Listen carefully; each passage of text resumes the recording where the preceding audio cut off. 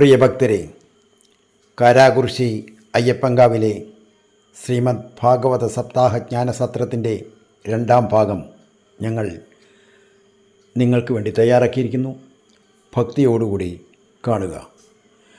ഒന്നാം ഭാഗം കണ്ടതിന് ശേഷം വേണം രണ്ടാം ഭാഗം കാണുവാനെന്ന് പ്രത്യേകം ഓർമ്മിപ്പിക്കുന്നു. ശ്രീമദ് ഭാഗവതം നമ്മുടെ കുട്ടികളെ പഠിപ്പിക്കുക. നമ്മുടെ ഓരോ വീടുകളിലും ശ്രീമദ് ഭാഗവത ഗ്രന്ഥം ഉണ്ടായിരിക്കാൻ ശ്രദ്ധിക്കുക. ഹരി ഓം. അതിന്റെ അവസാനമായിട്ടാണ് ഈ ഷഷ്ഠസ്കന്ധത്തില് നരകവർണ്ണന വർണ്ണിക്കുന്നത്. പരീക്ഷിത് രാജാവ് ശുഖബ്രഹ്മർഷിയോട് ചോദിക്കുകയാണ്, നരകം എന്ന് പറഞ്ഞാൽ ഈ ലോകത്തിന് പുറത്തുള്ള ഒരു ലോകമാണോ അതോ ഇതിന്റെ ഉള്ളിൽ തന്നെയാണോ എന്ന് ചോദിക്കുമ്പോൾ അതെ, ഇത് ലോകത്തിന്റെ ഉള്ളിൽപ്പെട്ടത് തന്നെയാണ് ഈ നരകം എന്നുള്ളതായിട്ടുള്ള വ്യവസ്ഥ. 28 നരകങ്ങളുടെ പേരെടുത്ത് പറയുന്നുണ്ട്. താമിശ്രം, അന്തതാമിശ്രം മുതലായിട്ട് 28 പേരുകൾ പറഞ്ഞ് ആ ഓരോ നരകത്തിലേക്കും പോകാനുള്ള പാപങ്ങൾ എന്താണെന്ന് പ്രത്യേകം എടുത്ത് പറയുന്നുണ്ട്. അവിടെ പോയാൽ ഏത് രീതിയിലുള്ള ശിക്ഷാ പദ്ധതികളാണ് അവിടെ ഉള്ളത്.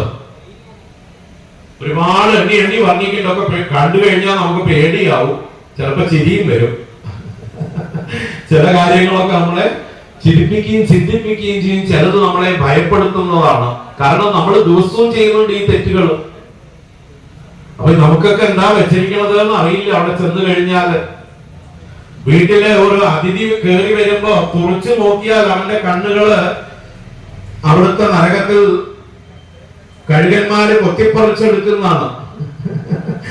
കണ്ണുകൾ കൊത്തിപ്പറിച്ചെടുക്കാൻ കാത്തിരിക്കുന്നുണ്ട്. അപ്പോ നമ്മുടെ വീട്ടിലെ അതിഥികൾ വരുമ്പോ തുറച്ചു നോക്കാൻ പോലും പാടില്ല.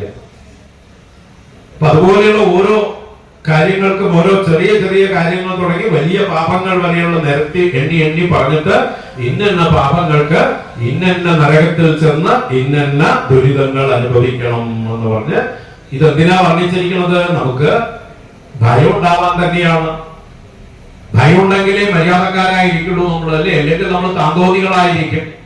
ആരെയും പേടിക്കാനില്ലെങ്കിൽ ഓരോരുത്തരും കയ്യൂക്കുള്ളവൻ കാര്യക്കാരൻ എന്ന് പറഞ്ഞ പോലെ ഓരോരുത്തരും സ്വതന്ത്രരായി തോന്നിയവാസികളായി ഭവിക്കും. അപ്പൊ നമ്മളെ പേടിപ്പിക്കാൻ വേണ്ടി ഈ നരകങ്ങളെ കുറിച്ച് വർണ്ണിച്ചിരിക്കുന്നു. ഇത്രയും നരകങ്ങളെ കുറിച്ച് വർണ്ണിച്ചു കഴിഞ്ഞപ്പോഴാണ് നമ്മളെ പരീക്ഷിത് രാജാവിന് പേടിയായി. അദ്ദേഹം ചോദിച്ചു, അയ്യോ, അപ്പൊ തന്റെ ജീവിതത്തെ കുറിച്ച് നോക്കിയിട്ടുണ്ടാവും. താനൊരു രാജാവായിരുന്നു, എത്ര പേരെ ദ്രോഹിച്ചിട്ടുണ്ടാവും, എത്ര പേരെ ശിക്ഷിച്ചിട്ടുണ്ടാവും, എന്തൊക്കെ അപരാധം കയ്യബദ്ധങ്ങൾ തനിക്ക് പറ്റിയിട്ടുണ്ടാവും. അപ്പൊ തനിക്ക് ഇതിൽ പറഞ്ഞ എല്ലാ നരകങ്ങളിലും പോകേണ്ടി വരുമോ എന്നുള്ള ഭയത്തോടെ അദ്ദേഹം സുഖബ്രഹ്മർഷിയോട് ചോദിക്കുകയാണ്, ഈ നരകത്തിൽ നിന്ന് രക്ഷപ്പെടാൻ വല്ല വഴിയുണ്ടോ എന്ന്. അതിനുത്തരമായിട്ടാണ് ഷഷ്ഠസ്കന്ധം ആരംഭിക്കുമ്പോ അതില് അജാമിളോപാഖ്യാനം എന്നുള്ള കഥ പറഞ്ഞുകൊണ്ട് പറയുന്നത്.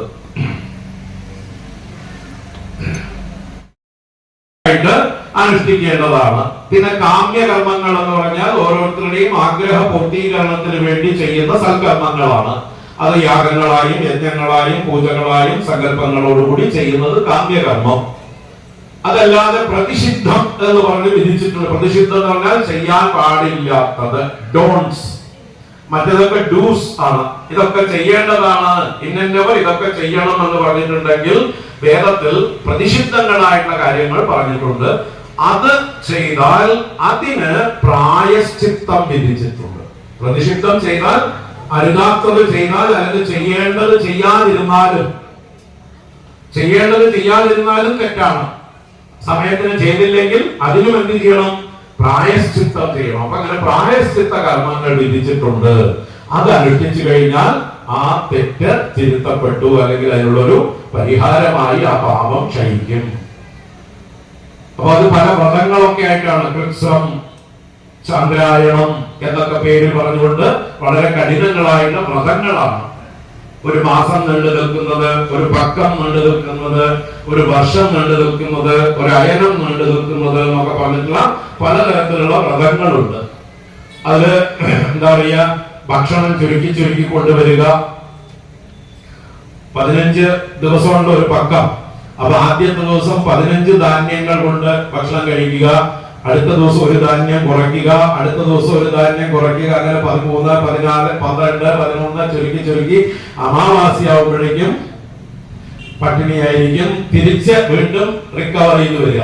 പൗർണമി ആവുമ്പോഴേക്കും 15 ധാന്യങ്ങളെ കൊണ്ട് ഭക്ഷണം കഴിക്കുന്ന വ്രതം. അതുപോലെ തന്നെ ചില വ്രതങ്ങള് ധാന്യങ്ങൾ ഗോമൂത്രത്തിലിട്ട് പുഴുങ്ങി വേണം ഭക്ഷണം കഴിക്കാൻ, അല്ലെങ്കിൽ വെയിലത്ത് ഉണക്കിയിട്ട് ഭക്ഷണം കഴിക്കുക, ചാണകം പുരട്ടിയിട്ട് ഭക്ഷണം കഴിക്കുക. ഇങ്ങനെ പലതരത്തിലുള്ളതായിട്ടുള്ള പ്രായശ്ചിത്ത കർമ്മങ്ങളുണ്ട്. അതൊക്കെ കേട്ട് കഴിഞ്ഞാൽ നമുക്ക് പേടിയാവും. മര്യാദയ്ക്ക് ജീവിക്കുന്നത് തന്നെ നല്ലത് എന്ന് തോന്നും, അല്ലെ?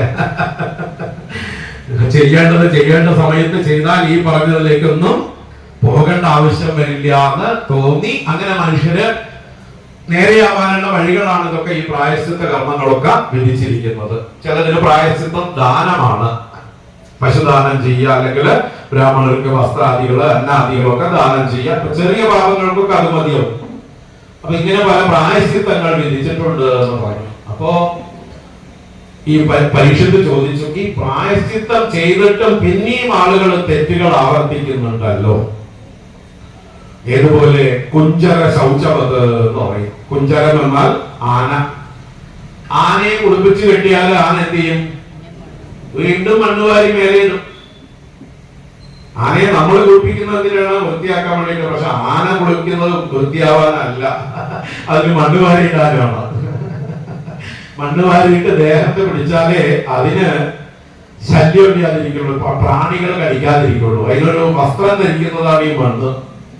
ആനയ്ക്ക് മണ്ണിടുന്നതാണ് ഇഷ്ടം, പ്രാണികളുടെ ശല്യം ഇല്ലാതിരിക്കാൻ. പക്ഷെ നമുക്കറിയില്ല, നമ്മൾ ആന എഴുന്നള്ളിക്കാൻ വേണ്ടി കുളിപ്പിച്ച് നിർത്തി മണ്ണിനെടുത്ത് നിർത്തിയാൽ വീണ്ടും അത് മണ്ണ് വാരിയിടുന്നു. അതിന് കുഞ്ചര ശൗചവത് എന്ന് പറയും. കുഞ്ചരത്തിന്റെ ശൗചം പോലെ വീണ്ടും ചെളി വാരിയിടുന്നു മേലെ. ഇതുപോലെയാണ് ആളുകൾ. നമ്മളൊക്കെ പല പ്രായശ്ചിത്വം ചെയ്യാറുണ്ട്, അല്ലെ? നിങ്ങള് ജ്യോതിഷികളിലൊക്കെ പോയി കഴിഞ്ഞാൽ നിങ്ങൾ പരദേവതയെ പ്രാർത്ഥിച്ചിട്ടില്ല, കുറച്ച് പണക്കിഴി തല ചുറ്റി കുറെ നാണയങ്ങള് ഒഴിഞ്ഞു വെക്കൂ, എന്നിട്ട് ചെന്ന് പ്രായശ്ചിത്തമായിട്ട് അവിടെ ചെന്ന് സമർപ്പിക്കൂ, തെറ്റേറ്റ് പറഞ്ഞ് പരദേവതയ്ക്ക് സമർപ്പിക്കൂ എന്ന് പറയും. നിങ്ങൾ ഇപ്പൊ തൽക്കാലം നിങ്ങളുടെ കഷ്ടകാലമായതുകൊണ്ട് അതൊക്കെ അനുസരിക്കും, ഒരു പ്രാവശ്യം ചെയ്യും. കുറച്ചു കഴിഞ്ഞാലോ പിന്നെയും പരദേവതയെ മറന്നുപോകും, തിരിഞ്ഞു നോക്കില്ല, വർഷങ്ങളോളം ആ വഴിക്കേ പോകില്ല. പിന്നെയും കഷ്ടകാലം വരുമ്പോഴാണ് പണിക്കാരുടെ അടുത്തേക്ക് പോവുക. അപ്പൊ പണിക്കർ പറയും നിങ്ങൾ മറന്നു, വീണ്ടും പരദേവന്റെ അടുത്തേക്ക് പ്രായശ്ചിത്തം ചെയ്യണം. ഇതാണ് നമ്മുടെയൊക്കെ സ്വഭാവം. അപ്പൊ ഇങ്ങനെയുള്ള സന്ദർഭത്തിൽ പ്രായശ്ചിത്തം കൊണ്ട് എന്താ ഇപ്പൊ വലിയ ഗുണമുള്ളത് എന്ന് ചോദിച്ചപ്പോഴാണ് ഇതിനൊക്കെ അധികമായിട്ടുള്ള ഒരു പ്രായശ്ചിത്തമുണ്ട്. ആ ഭഗവാനെ ഭജിക്കുക, ഭഗവാന്റെ നാമങ്ങൾ ഉച്ചരിക്കുക. ആ ഭഗവത് സ്മരണ എല്ലാ പാപങ്ങളെയും ഉന്മൂലനം ചെയ്യും. അത്ര ശക്തിയുള്ളതാണ് ഭഗവത് സ്മരണ. അപ്പൊ ഭഗവത് ഭക്തി കൂടാതെ നിങ്ങൾ യാന്ത്രികമായിട്ട് എന്തെങ്കിലും പ്രായശ്ചിത്തം ചെയ്താൽ വീണ്ടും നിങ്ങൾ തെറ്റുകളിലേക്ക് പോകും. എന്നാൽ ഭക്തിയോടുകൂടി, ഭഗവാനോടുള്ള പ്രേമത്തോടുകൂടി നിങ്ങൾ ഭഗവാന്റെ നാമം ജപിക്കുകയും ഭഗവാനോട് അപരാധം പറയുകയും ചെയ്തു കഴിഞ്ഞാൽ നിങ്ങൾക്ക് പിന്നെ ഒരിക്കലും അത് ആവർത്തിക്കാനായിട്ട് തോന്നുകയില്ല. ആ ഭക്തി നിങ്ങളെ ശുദ്ധരാക്കും എന്ന് പറഞ്ഞുകൊണ്ടാണ് അതിന് ദൃഷ്ടാന്തമായിട്ട് ഭഗവത് നാമ മഹിമ പറഞ്ഞുകൊണ്ട് ആജാമിളോപാഖ്യാനം എന്നുള്ളതായിട്ടുള്ള കഥ പറഞ്ഞു കൊടുക്കുന്നത്. ഒരു ബ്രാഹ്മണൻ ഉണ്ടായിരുന്നു. അദ്ദേഹത്തിന്റെ അച്ഛനമ്മമാരെയൊക്കെ ശുശ്രൂഷിച്ചുകൊണ്ട് വിവാഹിതനായിരുന്നു. ആ നല്ല ധാർമ്മികനായിട്ട് ജീവിതം കഴിച്ചു വരികയായിരുന്നു. അങ്ങനെയിരിക്കെ അദ്ദേഹം ഒരിക്കൽ അച്ഛന്റെ കർമ്മങ്ങൾക്ക് വേണ്ടി ഗർഭപ്പുല്ലോ അതുപോലെയുള്ള പൂക്കളൊക്കെ പറിക്കാനായിക്കൊണ്ട് വനത്തിലേക്ക് പോയി. ആ വനത്തിൽ ചെന്നതായുള്ള സമയത്ത് അവിടെ വെച്ച് അദ്ദേഹം ഒരു കാണാൻ പാടില്ലാത്ത ഒരു രംഗം കണ്ടു. ഒരു വ്യഭിചാരിണിയായിട്ടുള്ള ഒരു സ്ത്രീ മറ്റൊരു പുരുഷനുമായിട്ട് ശൃംഗാരകേളികളിൽ ഏർപ്പെട്ടിരിക്കുന്നതായിട്ടുള്ള രംഗം കണ്ടു. അത് കണ്ട് അദ്ദേഹം അവിടെ മനസ്സ് വിട്ട് നോക്കി നിന്നു. അദ്ദേഹം പിന്നെ അവിടുന്ന് തിരിച്ചു പോകുന്നില്ല. അങ്ങനെ തന്നെ ആ സ്ത്രീയുടെ പുറകെ കൂടി അവളുടെ ഭർത്താവായി മാറി, അവളുടെ അടിമയായി മാറി എന്ന് പറയാം. അവളുമായിട്ട് പിന്നീട് ജീവിതം നയിക്കുകയാണ്. അങ്ങനെ അജാമിളൻ എന്ന അദ്ദേഹത്തിന് പേരായി. വ്യഭിചാരിണിയുമായി ചേർന്നവൾ എന്നൊരു അർത്ഥമാണ് അജാമിള ശബ്ദത്തിന്. അജ എന്ന് പറഞ്ഞാൽ മായ എന്നും അർത്ഥമുണ്ട്. മായയോട് ചേർന്നവൾ. ഇവിടെ അജാമി എന്ന് പറഞ്ഞാൽ വ്യഭിചാരിണി എന്നർത്ഥമുണ്ട്. അവളുമായി ലയിച്ചവൾ, അജാമിയുമായിട്ട് ലയിച്ചവൾ അജാമിള. അപ്പൊ മായയുമായി ചേർന്നവനെന്നോ മായയിൽ മുഴുകിയവനെന്നോ മായാൽ ഭ്രമിക്കപ്പെട്ടവനെന്നോ വ്യഭിചാരിണിയുമായി ചേർന്നവനെന്നോ അർത്ഥത്തിലാണ് അജാമിള ശബ്ദം. അപ്പൊ അങ്ങനെയുള്ള അദ്ദേഹം പിന്നീട് ദാസീപതിയായി ആ ദാസിക്ക് വേണ്ടി സമ്പാദിക്കാനായിക്കൊണ്ട് എല്ലാ അധർമ്മങ്ങളും ചെയ്യാൻ ആരംഭിച്ചു. എല്ലാം കൊള്ളരുതായ്മ. നമ്മുടെ വാൽമീകിയുടെ കഥ പോലെ തന്നെ കൊള്ളക്കാരനായി മാറി. കള്ളച്ചൂതുകള്, കൊള്ള അടിക്കുക, ആളുകളെ കൊല്ലുക, ഉപദ്രവിക്കുക, തട്ടിപ്പറിക്കുക, വഴിപോക്കരെയൊക്കെ പറ്റിക്കുക, ഇങ്ങനെ പല രീതിയിൽ അദ്ദേഹം ധനം സമാഹരിച്ച് തന്റെ ഭാര്യയെ സന്തോഷിപ്പിച്ചു. 10 കുട്ടികളും ഉണ്ടായി. ആ 10 കുട്ടികളുണ്ടായി. 10ാമത്തെ കുട്ടിക്ക് എന്തോ ഒരു സുഹൃതം കൊണ്ട് നാരായണനിൽ നിന്ന് നാമകരണം ചെയ്തു. ആ 10ാമത്തെ കുട്ടി ഇദ്ദേഹത്തിന് കുറെ വയസ്സായിട്ടാണ് ഉണ്ടായത്. ഇദ്ദേഹത്തിന് 80 വയസ്സ് കഴിഞ്ഞിരുന്നു അപ്പോഴാണ് ഈ കുട്ടി ഉണ്ടാവുന്നത്. ഇദ്ദേഹത്തിന് 85 വയസ്സായപ്പോ കുട്ടിക്ക് 5 വയസ്സ്. അപ്പൊ കുട്ടിയോടുള്ള വാത്സല്യം വളരെ കൂടുതലായിരുന്നു. എപ്പോഴും എന്തിനും നാരായണ നാരായണ നാരായണ എന്ന് വിളിച്ചുകൊണ്ടിരുന്നു. അങ്ങനെ അദ്ദേഹത്തിന്റെ നാവിൽ ആ നാമം ശീലമായി. ഭാഗ്യം. അതല്ലെങ്കിൽ അദ്ദേഹത്തിന് വിളിക്കാൻ തോന്നില്ല. വേറെ എന്തെങ്കിലും നാണൂന്ന് വിളിച്ചു പോയല്ലേ അല്ലേ? നമ്മളൊക്കെ നല്ല പേരുകൾ ഇട്ടിട്ട് കുട്ടികളെ എങ്ങനെയാ വിളിക്കുക? കൃഷ്ണൻ എന്നിട്ട് കിച്ചാന്ന് വിളിക്കും, നാരായണൻ എന്നിട്ടിട്ട് നാണൂലും, സുബ്രഹ്മണ്യൻ എന്നിട്ടിട്ട് ചുപ്പാമണി എന്ന് വിളിക്കും. നമ്മൾ പേരൊക്കെ മാറ്റി വിളിക്കും. പക്ഷെ ഇവിടെ ഇയാള് നാരായണ നാരായണ എന്ന് വിളിച്ച് അദ്ദേഹത്തിന്റെ നാവിന് അതൊരു വഴക്കം വന്നു. തന്റെ മകനെയാണ് വിളിക്കുന്നതെങ്കിലും നാരായണ എന്ന് വിളിച്ച് ശീലിച്ചു. എപ്പോഴും ഊണിരിക്കാനിരിക്കുമ്പോ നാരായണൻ എവിടെ എന്ന് ചോദിക്കും. നാരായണൻ വന്നിരിക്കും, ഒപ്പം വാരി കൊടുക്കും, ഭക്ഷണം കഴിക്കും. നാരായണനെ കുളിപ്പിക്കുന്നത് അച്ഛനാണ്, കൂടെ കിടത്തും, വസ്ത്രം മാറിക്കൊടുക്കും. എല്ലാം ചെയ്യുന്നതും ഇദ്ദേഹത്തിന് എന്ത് ചെയ്യുമ്പോഴും കൂടെ ഈ അരുമക്കുട്ടി വേണം, ഈ 10ാമത്തെ പുത്രൻ വേണം. അങ്ങനെ കഴിച്ചു കൂട്ടുകയാണ്. ആ സമയത്ത് അദ്ദേഹത്തിന്റെ മരണസമയം ആയി.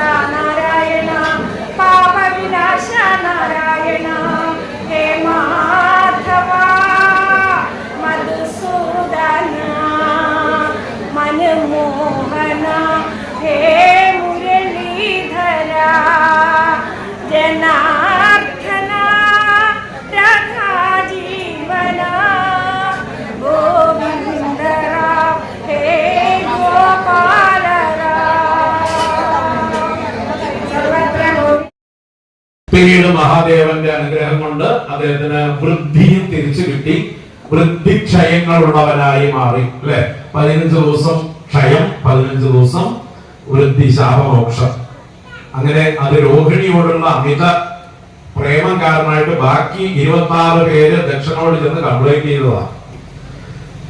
അച്ഛൻ കല്യാണം കഴിച്ചു തന്ന മരുമകൻ ശരിയല്ല, അത് ഒരാളോട് കൂടുതൽ പ്രേമം കാണിക്കുന്നു, എല്ലാവരോടും തുല്യമായിട്ടല്ല എന്ന് പറഞ്ഞപ്പോ അച്ഛൻ ചതിച്ചു. അങ്ങനെയാണ് ചന്ദ്രന് ക്ഷയം ബാധിച്ചത്. പിന്നീട് മഹാദേവനെ തപസ് ചെയ്ത് മഹാദേവന്റെ അനുഗ്രഹം കൊണ്ടാണ് ചന്ദ്രന് ആ ക്ഷയം മാറി കിട്ടുന്നത്. അപ്പൊ 27 പേര് ചന്ദ്രന്, പിന്നെ 13 പേര് കശ്യപ പ്രജാപതിക്ക്, മറ്റൊരു കശ്യപൻ എന്നൊരു ബ്രാഹ്മണൻ കൂടിയിട്ട് അദ്ദേഹത്തിന് ഒരു 10 പേര്, ഇങ്ങനെ 60 പേരെയും ഇന്നവർക്കൊക്കെ വിവാഹം കഴിച്ചു കൊടുത്തു ദക്ഷൻ എന്ന് പറയുന്നത്. പിന്നീട് അവരുടെ വംശമാണ് ഇവിടെ വർണ്ണിക്കുന്നത്. ഈ ദക്ഷപുത്രിമാര് 60 പേരിലൂടെ ഈ പ്രകൃതിയിലുള്ള സകല ജീവജാലങ്ങളും ഉണ്ടായത് ഈ 60 പേരിൽ നിന്നാണ്. മനുഷ്യർ മാത്രമല്ല, ദേവന്മാരുണ്ടായത് ആരിലൂടെ? ദക്ഷപുത്രിയായ അതിഥിയിൽ നിന്ന് ആദിത്യന്മാരെന്ന ദേവന്മാര്, ദിതിയിൽ നിന്ന് ദൈത്യന്മാരെന്ന് പറയുന്ന അസുരന്മാര്, ധനുവിൽ നിന്ന് ദാനവന്മാരെന്ന് പറയുന്ന അസുരന്മാർ. അപ്പൊ ദിതിയും ധനുവും രണ്ടുപേരും അസുര മാതാക്കളാണ്, ദൈത്യദാനവന്മാരെന്ന് അവരെ പറയും. അതുപോലെ കദ്രു, വിനത മുതലായവരൊക്കെ നമുക്കറിയാം. കദ്രു സർപ്പങ്ങളുടെ മാതാവാണ്, വിനത ഗരുഡന്റെയും അരുണന്റെയും മാതാവാണ്. അങ്ങനെ പക്ഷികളുടെ മുഴുവൻ അമ്മമാര്. അതുപോലെ ഓരോ ജീവജാലങ്ങളുടെയും ഓരോ വർഗത്തിന്റെയും വൃക്ഷരാശികളുടെ സസ്യരാശികളുടെ ഒക്കെ അമ്മമാരായിട്ട് ദക്ഷപുത്രിമാരെയാണ് ഇവിടെ ദേവതകളായിട്ട് സങ്കല്പിച്ചിരിക്കുന്നത്. ഇവരൊക്കെ കശ്യപ പ്രജാപതിയിൽ നിന്നും അതുപോലെയുള്ള മറ്റ് പ്രജാപതിമാരിൽ നിന്നുമാണ് ഈ പ്രകൃതിയിലുള്ളതായിട്ടുള്ള സകല ജീവരാശികളും വൃദ്ധിയെ പ്രാപിച്ചു വരുന്നത്. അപ്പൊ ഇതൊക്കെ ആരുടെ അനുഗ്രഹം കൊണ്ട്? ദക്ഷന് ഭഗവാൻ കൊടുത്ത അനുഗ്രഹം. ദക്ഷൻ ഹംസഗുഹ്യം എന്ന സ്തോത്രം കൊണ്ട് ഭഗവാനെ പ്രസാദിപ്പിച്ചപ്പോൾ ഭഗവാൻ പ്രസന്നനായി. ആ 10,000 ആൺമക്കള്, പിന്നെ 1,000 ആൺമക്കള്, പിന്നെ 60 പെൺമക്കള്. ആ 60 പെൺമക്കളിലൂടെ പ്രപഞ്ചത്തിലുള്ള സകല ജീവരാശികളെയും വർദ്ധിപ്പിച്ചത്, പോഷിപ്പിച്ചത് ഈ ഭഗവാന്റെ അനുഗ്രഹമാണ് എന്ന് പറഞ്ഞ് ഇനി ഓരോരുത്തരുടെയും മക്കള് പ്രമുഖരായിട്ടുള്ള ആളുകളുടെ പേരുകൾ പറയുന്ന കൂട്ടത്തില് അതില്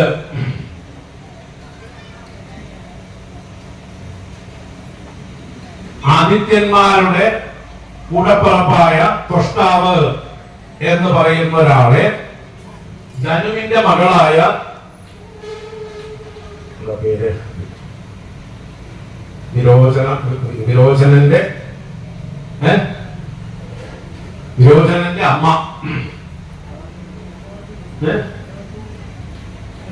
ലോചന അല്ലെ, ലോചന എന്ന കന്യകയെ, ഒരു അസുര സ്ത്രീയെ ത്വഷ്ടാവ് വിവാഹം കഴിച്ചു. ത്വഷ്ടാവ് എന്ന് പറഞ്ഞാൽ ആരാണ്? ദേവനാണ്, ദേവന്മാരുടെ കൂട്ടത്തിലുള്ള ഒരാളാണ്. 12 ആദിത്യന്മാരിൽ ഒരാളാണ്. അയാള് ഒരു അസുര സ്ത്രീയെ വിവാഹം കഴിച്ചു. അന്നത്തെ ഒരു ലവ് മാരേജ്. ബാക്കി ജ്യേഷ്ഠന്മാരെ ഒന്നും അറിയിക്കാതെ മൂപ്പര് സ്വകാര്യമായിട്ട് ഒപ്പിച്ചതാണ്.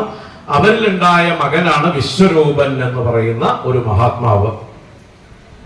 മഹാപണ്ഡിതൻ, മഹാജ്ഞാനി, ബ്രഹ്മനിഷ്ഠൻ എന്നൊക്കെ പറയാവുന്ന ഉത്തമ ബ്രാഹ്മണനായിരുന്നു, അല്ലെങ്കിൽ ഉത്തമനായിട്ടുള്ള ഒരു മഹാത്മാവായിരുന്നു ഈ വിശ്വരൂപൻ എന്നുള്ളത്. ആ വിശ്വരൂപനെ ഇന്ദ്രന് പുരോഹിതനായി, ഗുരുവായി ഭരിക്കേണ്ടി വന്നു. ആ വിശ്വരൂപന്റെ അനുഗ്രഹം കൊണ്ടാണ് ഇന്ദ്രൻ ആ നാരായണ കവചം എന്ന മന്ത്രം ഗ്രഹിച്ച് അത് ജപിച്ച് ശക്തനായി തീർന്ന് അസുരന്മാരെ ജയിച്ചത് എന്ന് പറഞ്ഞതായിട്ടുള്ള ആ ചുരുക്കി പറഞ്ഞപ്പോ ആ കഥയൊന്ന് വിസ്തരിക്കാനായിട്ട് പരീക്ഷത്ത് രാജാവ് ആവശ്യപ്പെട്ടപ്പോഴാണ് ആ വിശ്വരൂപന്റെ കഥ വിസ്തരിച്ച് പറയുന്നത്. എങ്ങനെയാണ് ഇന്ദ്രന് വിശ്വരൂപനെ ഗുരുവായിട്ട് ഭരിക്കേണ്ടി വന്നത്? കാരണം ഇവർക്ക് ദേവന്മാർക്ക് ഓൾറെഡി ഒരു ഗുരു ഉണ്ടല്ലോ. ആരാണ്? ബൃഹസ്പതി, വ്യാഴം ദേവഗുരുവാണ്. അപ്പൊ ബൃഹസ്പതി ഉള്ളപ്പോ പിന്നെന്തിനാ ഈ വിശ്വരൂപനെ ഗുരുവായിട്ട് ഭരിക്കേണ്ടി വന്ന കാരണം എന്താണെന്ന് ചോദിച്ചപ്പോ ആ കഥയിലേക്ക് വരികയാണ്. ഒരിക്കൽ ബൃഹസ്പതി ദേവരാജധാനിയിലേക്ക് വന്നതായിട്ടുള്ള സമയത്ത്, ദേവന്മാരുടെ ആ ലോകത്തിലേക്ക് വന്നതായിട്ടുള്ള സമയത്ത് ഇന്ദ്രൻ ദേവന്മാരോടുകൂടെ ഇത്തിരി അഹങ്കാരത്തോടെ മതിച്ചിരിക്കുകയായിരുന്നു. ഒരു വിജയം കഴിഞ്ഞ് അസുരന്മാരെ ജയിച്ച് അതിന്റെ ഒരു ഐശ്വര്യം അകം കൊണ്ട് അഹങ്കരിച്ചിരിക്കുന്നതായിട്ടുള്ള സമയമായതുകൊണ്ട് ഗുരു വന്നത് ശ്രദ്ധിച്ചില്ല. ഗുരുവിനെ സ്വീകരിച്ചതുമില്ല, പൂജിച്ചതുമില്ല, ഒരു തരത്തിലുള്ള ആദരവും കൊടുത്തില്ല, അവഗണിച്ചു. ഇത് കണ്ടപ്പോ ആ ഗുരുവിന് സഹിച്ചില്ല. കാരണം തന്റെ അനുഗ്രഹം കൊണ്ടാണ് മുമ്പ് ഇവർ ദേവന്മാരെ അസുരന്മാരെ ജയിച്ച് ശക്തന്മാരായി ഇപ്പൊ ഐശ്വര്യമെല്ലാം കിട്ടിയിരിക്കുന്നത്. അപ്പൊ തന്റെ വിലയൊന്ന് അറിയട്ടെ എന്ന് പറഞ്ഞ് അദ്ദേഹം ചെയ്തു അവിടെ നിന്ന് തിരിച്ചുപോയി എന്ന് മാത്രമല്ല, ആൾ അന്തർദാനം ചെയ്തു. തിരിച്ചുപോയതോടുകൂടി ഗുരുവിന്റെ ശാപം കിട്ടി ദേവന്മാർക്ക്. അതോടുകൂടി അസുരന്മാരത് മണത്തറിഞ്ഞു. അവര് ആ സന്ദർഭത്തിൽ ദേവന്മാരെ ആക്രമിക്കുന്നു. ദേവന്മാർക്ക് പരാജയമുണ്ടായി. ഗുരുവിന്റെ നിന്ദ ചെയ്തതോടുകൂടി ഗുരുശാപം കൊണ്ട് ഇവർക്ക് പരാജയമുണ്ടായി. ഉടനെ ദേവേന്ദ്രൻ ഗുരുവിനെ തെരഞ്ഞു നടക്കുന്നുണ്ട്, ബൃഹസ്പതി എവിടെയാണുള്ളത് എന്ന്.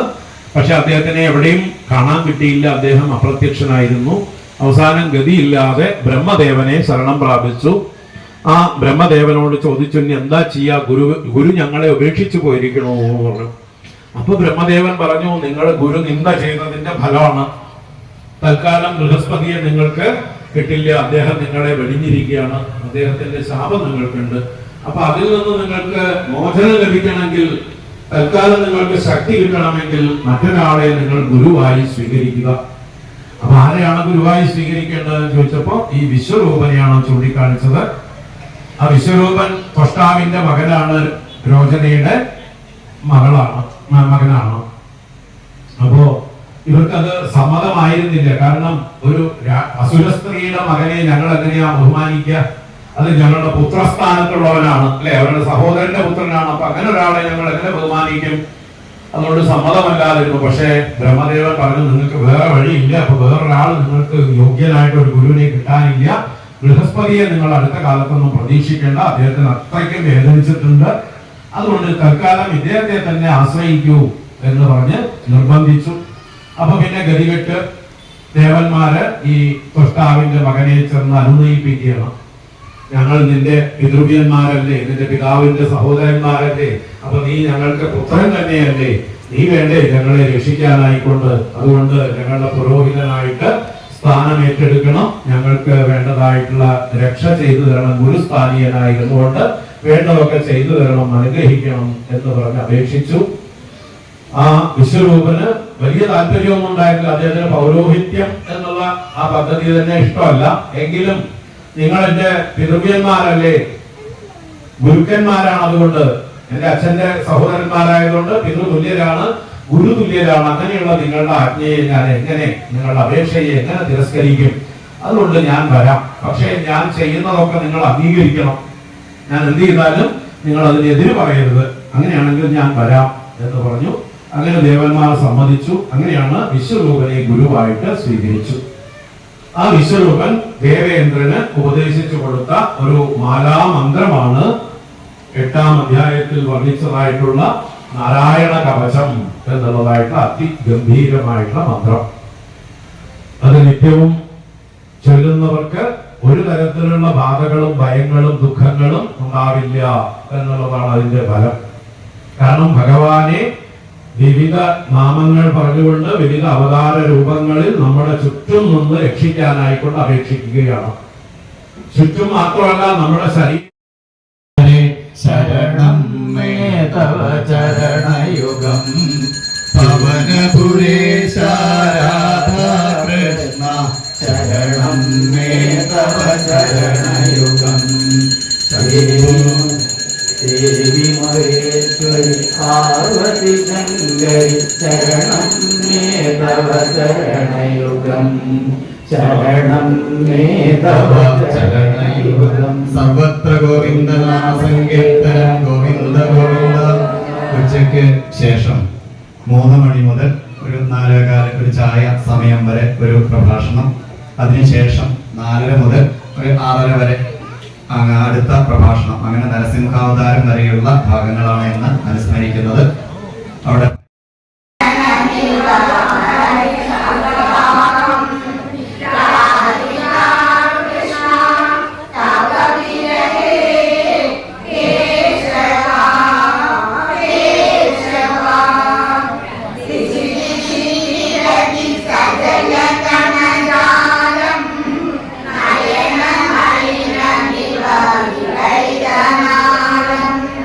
Radhika Krishna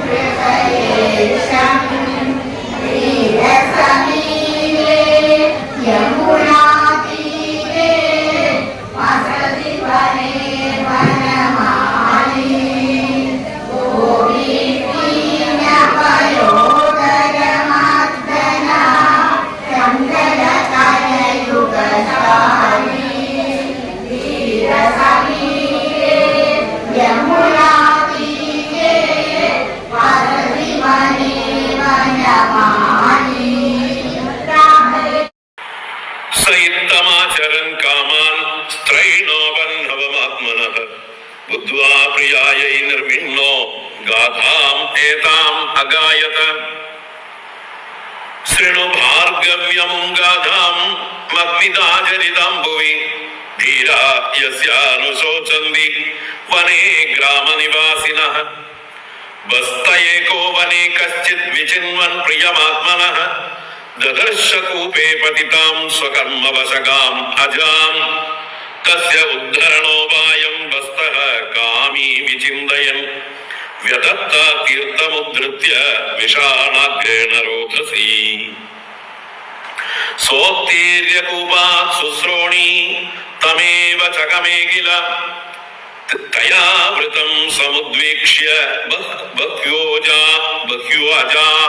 कान्तकामिनीः पीबानं श्मश्रुलं प्रेष्ठं विद्वांसं याभगोविदं स एको अजवृषस्तासां बह्वीनां रतिवर्धनः रेमे कामग्रहग्रस्तः आत्मानं नावबुध्यत तमेव प्रेष्ठतमया रममाणम् अजान्यया विलोक्य कूपसंविघ्ना नामृष्यद्बस्तकर्म तत् तं दुर्हृतं सुहृद्रूपं कामिनं क्षणसौहृदम् इन्द्रियाराममुत्सृज्य स्वामिनं दुःखिताययौ सोऽपि चानुगतस्त्रैणः कृपणस्तां प्रसादितुं कुर्वन्निडबिडागारं नाशक्नोत्पतिसन्धितुम् तस्यास्तत्र द्विजः कश्चित् अजा स्वामी अच्छिनदृशा लम्बन्दं वृषणं भूयः सन्दते अर्थाय योगवित् सम्बद्धवृषणः सोऽपि ह्यजया कूपलब्धया कालं बहुविधं भद्रे कामैर्नाद्यापि तुष्यति